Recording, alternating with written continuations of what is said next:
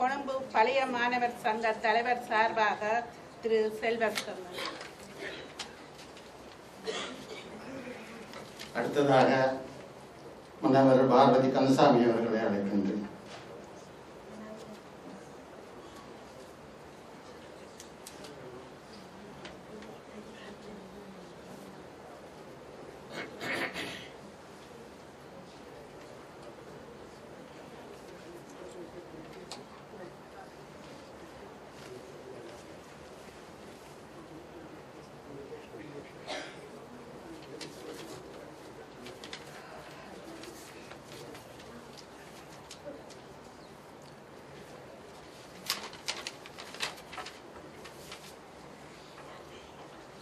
கனகசபாபதி அதிபர் என்ற மனிதர் எனக்கு தெரிய வந்தது மகாஜனா கல்லூரி பழைய மாணவர் வருடாந்த விழாவிலாகும்.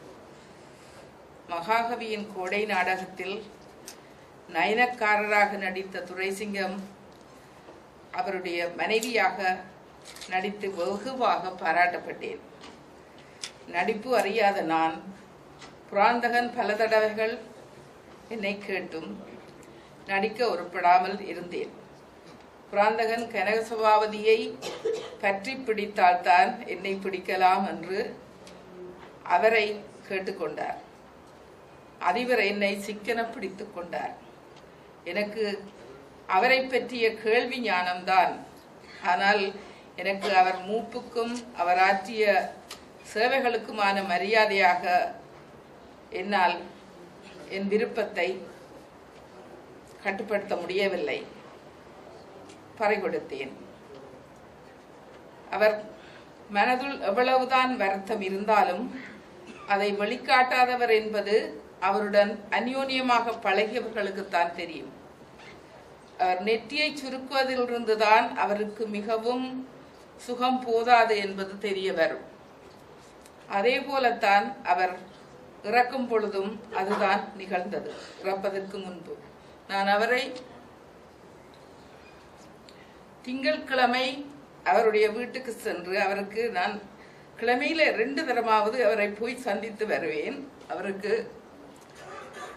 சுகமில்லாதபடியா அவருக்கு சுகமாக கூடிய அவற்றை வருத்தத்துக்கு ஏற்ற மாதிரி சில உணவுகளை நான் அவருக்கு கொடுப்பேன். எனக்கும் அவருக்கும் ஒரு தந்தை மகள் போன்ற ஒரு உறவு வளர்ந்து அவர் பார்வதி என்று கூறும் அந்த அழைக்கும் அந்த குரல் என்னுடைய மனதிலே மீண்டும் மீண்டும் ஒலித்துக் கொண்டே இருக்கின்றது. மருமகள் பற்றி கூறும் பொழுது அவர் கூறுவார், அது பாவம், வேலையால வந்து பேத்திய அதுக்கு இதுக்கென்று கூட்டிக் கொண்டு திரிஞ்சு களைச்சு போகும் என்பார். அவர் மீது அவர் காட்டிய வாஞ்சையை உணர்ந்து நான் பெருமிதம் கொள்வேன். அவரது ஆளுமைக்கான காரணங்கள் பல. ஆனால் நான் முக்கியமாக பார்த்து கொண்டது தேடல் பயிற்சியை அவர் மேற்கொண்டது. கனடாவுக்கு வந்த பின்னர் அந்த தேடல் அவரை ஒரு பூரண மனிதனாக்கியது. கற்பித்ததுடன் நிற்காது மாணவர் நன்மைகளில் அக்கறை காட்டியது. நான் இங்கு பல்கலைக்கழக ஆசிரியராக இருந்து கொண்டும் அதே நேரத்திலே நான் மன உளைச்சல் மனநோய் சம்பந்தமான கவுன்சிலராகவும் வேலை செய்கின்றேன். அவர் எனக்கு பல பெண்களை அறிமுகம் செய்து அவர்களுடைய வாழ்வில் வளத்தை ஏற்படுத்த வைத்தவர். ஆனால் அவர் மிகவும் இரகசியமாகவே தன்னுடைய நடவடிக்கைகளை மேற்கொண்டார் என்பதை நான் அறிவேன். மனிதநேய பண்புக்கு அவருக்கு ஈடுணை யாரும் இல்லை. யார் மனம் நோகாது. புன்முறுவலுடன் பூக்களின் மத்தியிலே இருக்கும் பொழுது அவரை காண பல கண்கள் வேண்டும். அவர் பல தடவைகள் நான் போகும் பொழுது தோட்டத்துக்கு மத்தியிலே சில சமயங்கள் இந்த வண்டுகள் எல்லாம் இந்த பூக்களை எல்லாம் நசமாக்குதே என்று போத்திலுள்ள வண்டுகளை பிடிச்சு போட்டு கொண்டு நிற்பார். அவர் இன்று இறந்து விட்டார். ஆனால் எங்களுடைய மனங்களிலே அவர் தொடர்ந்து வாழுவார். தொடர்ந்து எங்களுக்கு இந்த பூக்களின் நடுவிலே அவர் உண்மையிலே இந்த பூக்களை பறித்து இவ்வாறு வைத்திருப்பதை அவர் விரும்புவதில்லை. அவர் பூக்கள் மரங்களுக்குரியவை, நாங்கள் புடுங்கக்கூடாது என்று கூறுவார். ஆனால் இன்று அவர் இந்த பூக்கள் அவர் நட்ட மரங்களின் அந்த பூக்களுக்கு ஊடே இருக்கும் பொழுது அவருடைய புன்முறுவல் தான் எங்கள் மனத்திலே நிலையாக நிற்கக்கூடியதாக இருக்கும். நன்றி. நன்றி. பார்வதி கந்தசாமி சொன்னது போல அவர் பூக்களை இருந்தாலுமே புடுங்க விட மாட்டார். வீட்டிலே வண்ண வண்ண ரோஜா பூக்கள் எல்லாம் மறந்திருக்கும். யாராவது கல்யாண வீடு வந்து கேட்டால் கூட கஷ்டப்பட்டு தான் ஒரு பூ கொடுப்பார், மற்றதெல்லாம் புடுங்கக்கூடாதுன்னு சொல்லிவிடுவார். அதிலே அவர் கஞ்சத்தனத்தை தான் காட்டுவார். அடுத்ததாக சண்டலிப்பாய் ஐக்கிய மன்றத்தின் சார்பில் ஜெகநாதன் அவர்களை அழைக்கின்றேன்.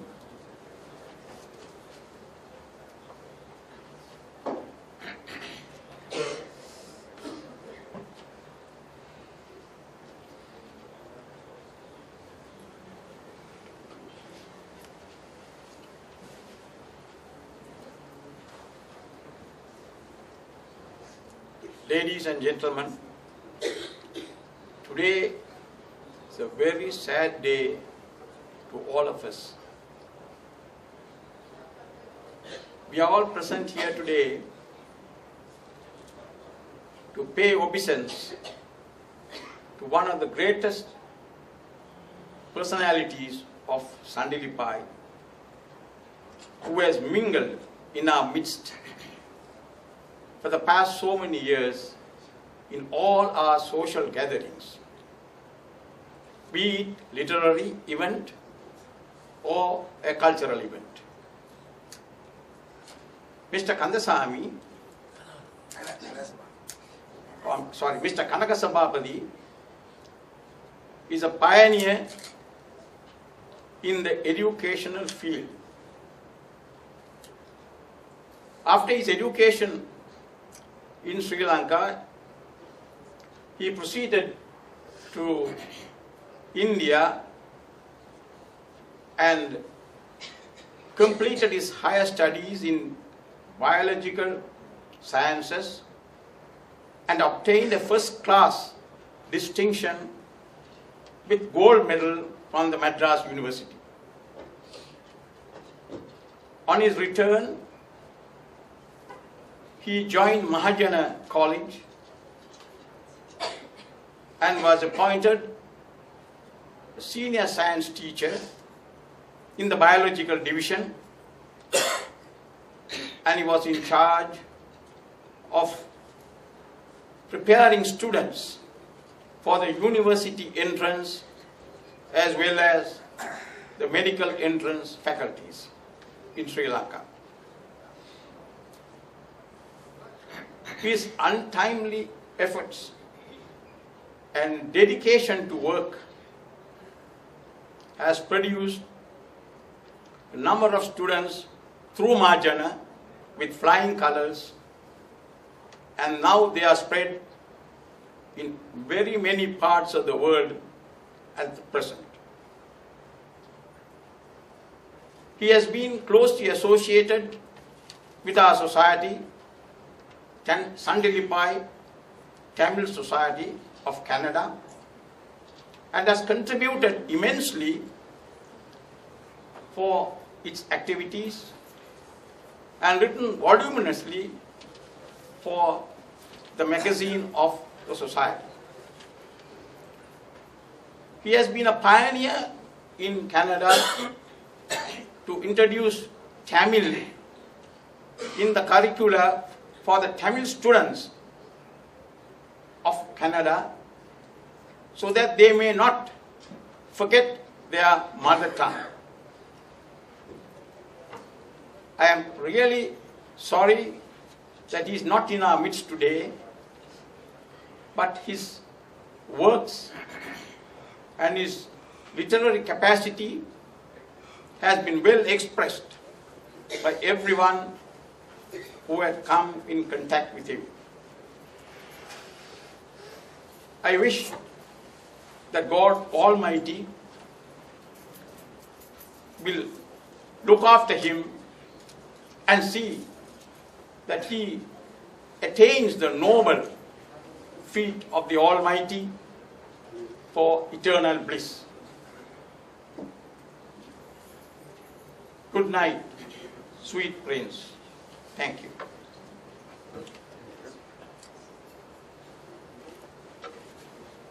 அவர் பிறந்த ஊரை சேர்ந்தவர், ஆகவே அவரை பற்றி நிறையவே சொல்லியிருந்தார்.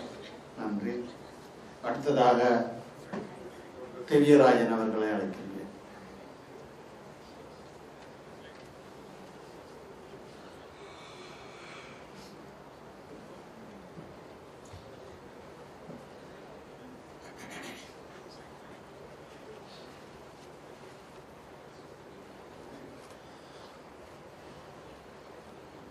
மாஸ்டரே, நான் கனடாவுக்கு வந்ததன் பின்னர் தான் அறிந்திருந்தேன்.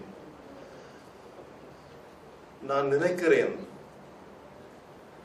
மனத்தால் மனம் வந்து மற்றவர்களுடைய திறமைகளை கண்டுபிடித்து அதை என்கரேஜ் பாராட்டி ஊக்கமளித்து வழிகாட்டி வாழ்ந்த ஒருவர் இவரை மாதிரி வேறு எவரையும் நாங்கள் இந்த சமூகத்திலே காண முடியாது என்றுதான் நான் நினைக்கிறேன். ஏற்கனவே குறிப்பிட்டது போல, பாரதி சொன்னது போல,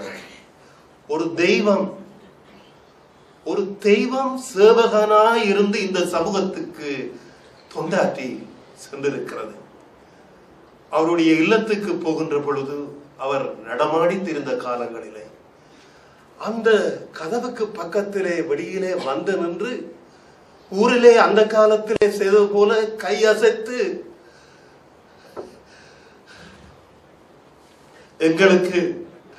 எங்களுக்கெல்லாம் விடை தந்து சென்ற அந்த பெரியோனுக்கு இன்றைக்கு நாங்கள் கையசைத்து விடை கொடுக்கின்ற ஒரு நிலையிலே இருக்கிறோம். உண்மையிலே அவர் நினைக்கின்ற பொழுது அவருடன் நான் பழகிய காலத்திலே இருந்து பாரதியின் பல்வேறு கூற்றுக்களை அவருடைய வாழ்க்கை கூடாக நான் பார்க்கக்கூடியதாக இருந்தது. தேடி சோறு நிதம் தின்று பல சின்னஞ்சிறு கதைகள் பேசி மனம் வாடி துன்பம் மிக உழன்று பிறர் வாழ பல செயல்கள் செய்து நரை கூடி கிளப்பருவம் எய்தி கொடும் கூற்றுக்கு இறையன பின்மாயும் பல வேடிக்கை மனிதரை போல நான் வீழ்வேன் என்று நினைத்தாயோ என்று சவால் விடுகின்ற அந்த மனத்தைரியத்தோடு பல்வேறு துயரங்களை தனக்குள்ளே அடக்கி கொண்டு மற்றவர்களுக்கு தொண்டாற்றிய ஒரு பெருமகன் எங்களுடைய அதிபர் அவர்கள். நாங்கள் மாஸ்டர் என்றுதான் அவரை அழைப்போம். அன்றைக்கு இது நடக்க முன்னர் 9:10 நான் திரும்ப தொலைபேசி எடுத்து பார்த்தேன். சரியாக 9:10 எங்களை அவர் அழைத்து, நான் நினைக்கவில்லை எத்தனை தொலைபேசிகளுக்கு அவர் ஒரு நாளிலே அவர் பேசியிருப்பார். ஒரு சின்ன விஷயத்தை கூட சிறிது பெரிது என்ற வேற்றுமை அவருக்கு இல்லை. சின்ன விஷயம் பெரிய விஷயம் என்ற வேற்றுமை கூட அவருக்கு இல்லை. அதை பொறுப்பாக எடுக்கின்ற அந்த பாங்கு. நாங்கள் அவருடைய இல்லத்துக்கு போவதாக இருந்தோம். ஆனால் அவர் வைத்தியசாலையிலே அதை எங்களுக்கு எடுத்து சொல்ல வேண்டும் என்று சொல்லி சிவபாலகாசரிடம் சொல்லி, அவருடைய போன் வேலை செய்யவில்லை அன்றைக்கு சொல்லி, திரும்ப ஆஸ்பத்திரியால வந்த பிறகு கூட 9:10 எடுத்து நீங்கள் அலக்கடிய கூடாண்டுதான் நான் சொன்னேன் என்று சொல்லி அவ்வளவு சின்ன விஷயத்தையும் பொறுப்பாக எடுக்கின்ற அந்த பெரிய பாங்கு இந்த பெரிய மனிதர்களை தவிர வேற யாருக்கிட்ட நான் பார்க்கல. நேரம் தவறாமை அவரிடமிருந்து கற்றுக்கொள்வதற்கு நிறையவே இருக்கிறது. நாங்கள் ஒவ்வொருவரும் அவரிடமிருந்து கற்றுக்கொள்வதற்கு மிகப்பெரிய விஷயங்கள் பல இருக்கின்றன. நீங்கள் மரணிக்கவில்லை, உங்களுக்கு மரணம் இல்லை. நீங்கள் இந்த மண்ணிலே தூவிய விதைகள் எப்படி பயிர்களை வளர்த்தீர்களோ மனிதர்களை வளர்த்திருக்கின்றீர்கள், மனங்களை வளர்த்திருக்கின்றீர்கள், பண்பாட்டை வளர்த்திருக்கின்றீர்கள். இந்த தேசத்திலே கலை வாழுகின்ற பொழுது நீங்கள் வாழுகின்றீர்கள். இந்த தேசத்திலே தமிழ் வாழுகின்ற இடமெல்லாம் நீங்கள் வாழுகின்றீர்கள். ஆகவே உங்களுக்கு மரணம் இல்லை, மரணம் இல்லை. நீங்கள் எங்களுடன் வாழுகின்றீர்கள், என் சார்பிலும் எங்களுடைய கலாலய கலைக்கூடத்தின் சார்பிலும் எங்களுடைய ஆழ்ந்த அஞ்சலிகளை இந்த சந்தர்ப்பத்தில் தெரிவித்துக் கொள்கிறோம்.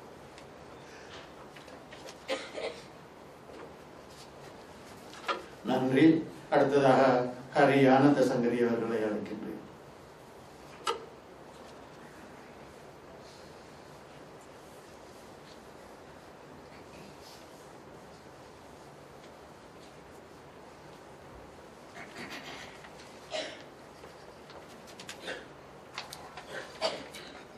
Vanakkam, Manivannan, Sudarshini, Shalini, Thenu, Pillai.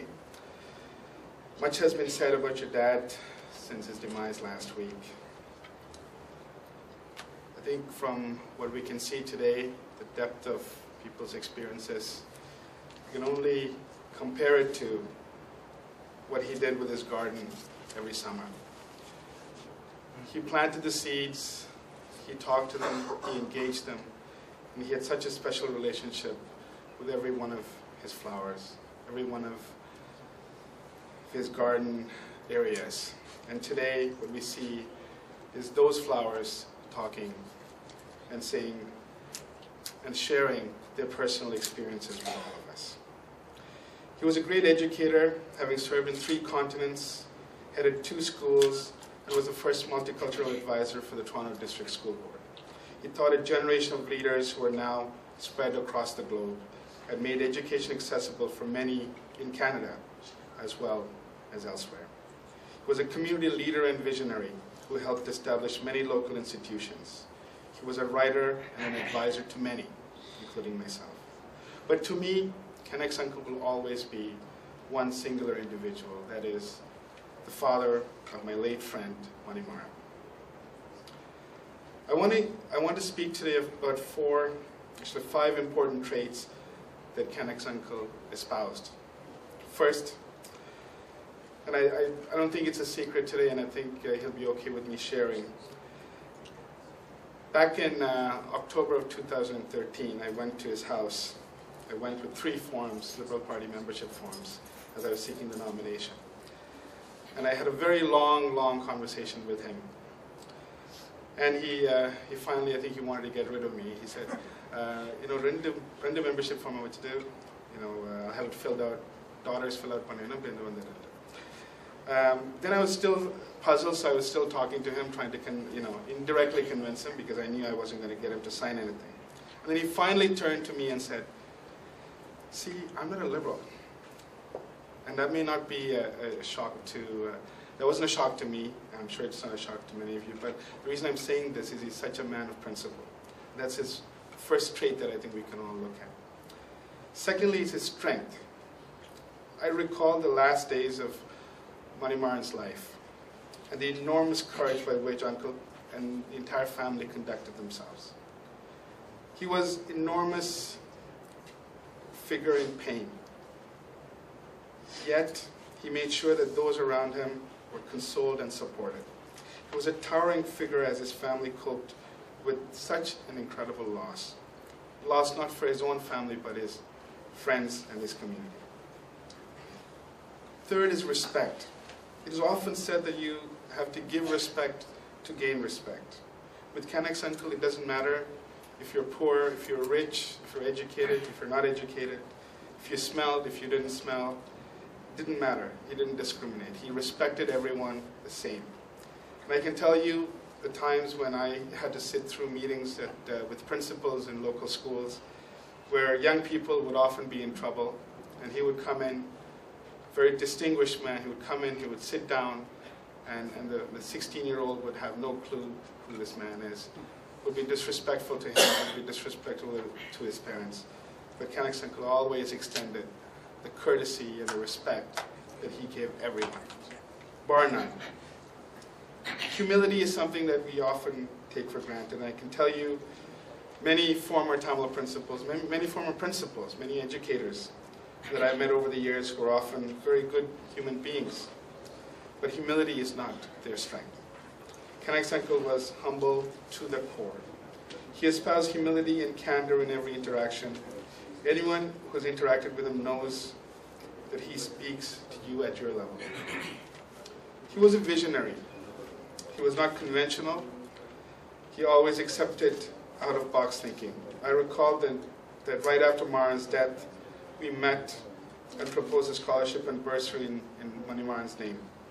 He understood that we had to have a long-lasting legacy that will honor his son, and he spearheaded this establishment at Carleton University.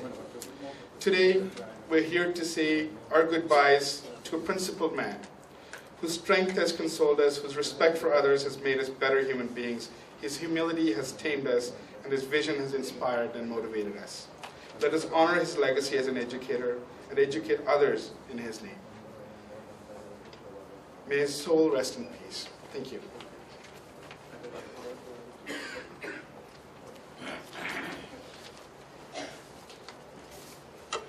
நன்றி.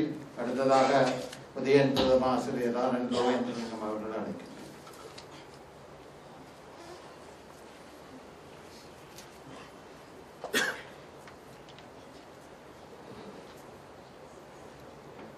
ஒரு தளபதியாக எங்கள் முன்னால் எங்களை வழிநடத்தி சென்ற அதிபருடைய மறைவு எங்களை இங்கே கூட வைத்திருக்கிறது, எங்களை அழ வைத்திருக்கிறது, எங்களை வருத்தத்தில் ஆழ்த்தியிருக்கிறது.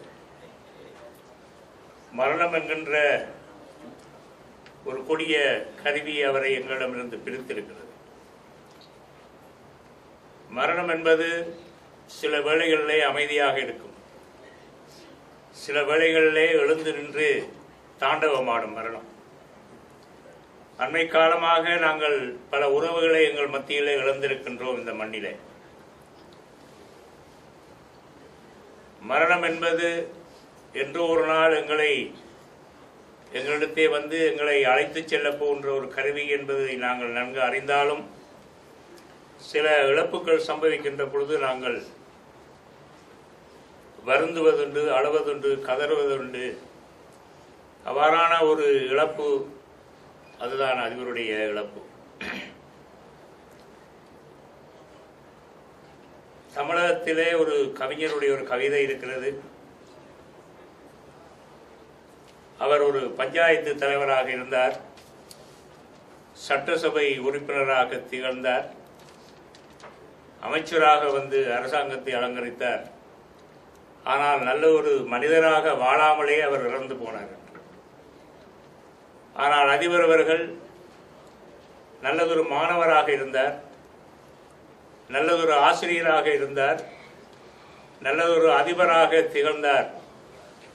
அதை போலவே நல்ல ஒரு மனிதராக வாழ்ந்துவிட்டு போயிருக்கிறார் அதிபர். இங்கே பூக்களை பற்றி சொன்னார்களே, நான் அவரிடத்திலே செல்லுகின்ற பொழுது கத்தரிக்காய் பிடுங்கி தருவார், தக்காளி பழங்கள் பிடுங்கி தருவார். இன்று அதிபருடைய வீட்டு மரக்கறி எங்கள் வீட்டு உணவுக்கு கறிகளாக மாறியிருக்கிறது என்று நான் சொல்வேன். ஒரு நாள் பூங்கன்றுக்கு நீர் பாய்ச்சி கொண்டிருந்தார். நான் சொன்னேன், மாஸ்டர் இன்ன எல்லாரும் ஆக்களை சம்பளத்துக்கு வச்சு